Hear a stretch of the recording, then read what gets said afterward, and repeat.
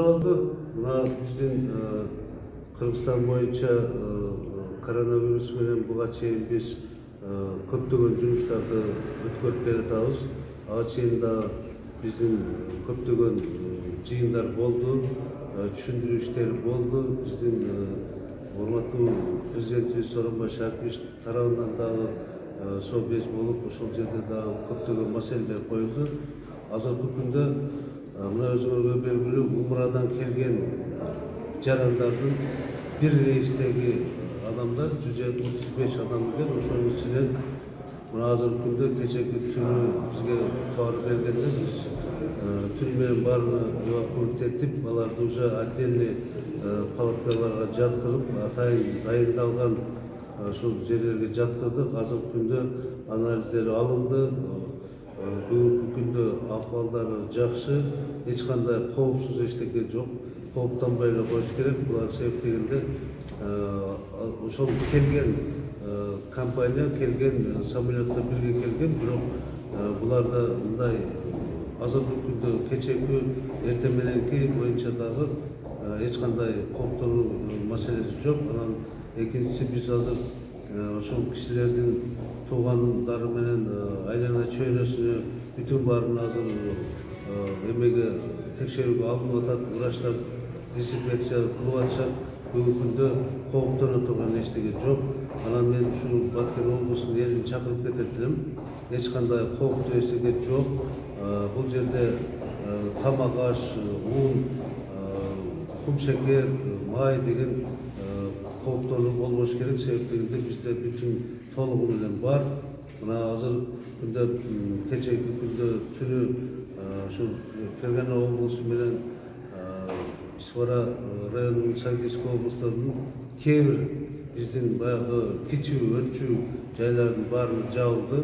Атап централизованный бизде күлгөндө бул Өзбекстан менен жабылган жок. Ал жерден ушул врачтардын көзөмөлүндө текшерилип туруп, ана өтүп жатат. Умрадан келген канча адам катталган? Азыркы Умрадан келгенде Баткен облусу боюнча 8 киши катталды. Бирөө Кадамжайдан, 7 Баткен районунан болду. Бүт баары текшерилди. Кечеги күндөн бери уже врачтардын көзөмөлүндө азыркы күндө мына отдельный ар бири отдельный ушу палаткада, изолированный палаткада жатышат.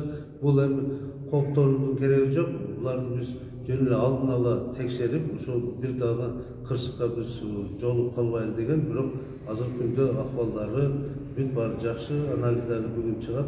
Булар буюрса булар өздөрү жакшы сезип атат, өздөрү макулдугу менен келишти түнү алып келип туруп баарын жаткырды. Булардын жатаканасында өзүнүн умывальник отдельный, палатка отдельный, ал жерден дааратканасы отдельный, бири-бири менен бул жерде контакт болбойт.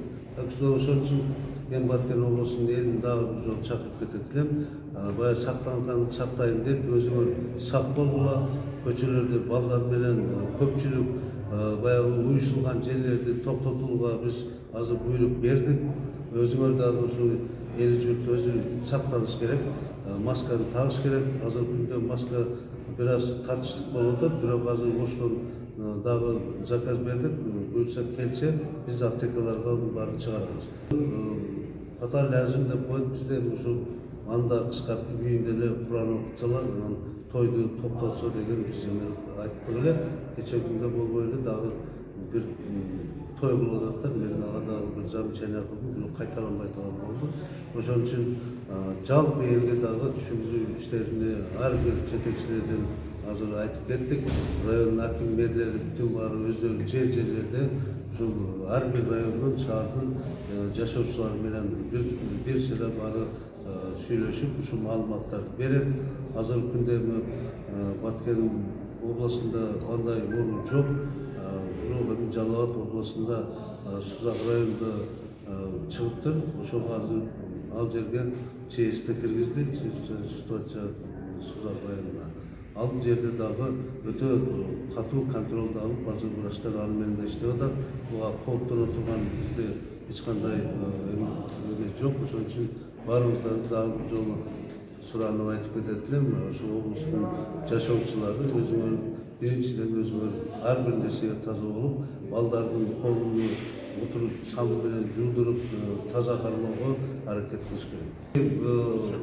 Каалоочулар бала бакчага алып барсын, каалабагандар алып барбасын деген биздин өкмөттүн жетекчилери айткан эле азыркы күндө толугу менен жабылып, дезинфекция болот. Ошол маселесин бүгүн дагы вице-премьерлер айтып кетти. Бул маселени азыр дагы министр образования менен байланышып, дагы макулдашып туруп, буну ошого кандай чек коюлат, аны дагы бүгүн дайын болот.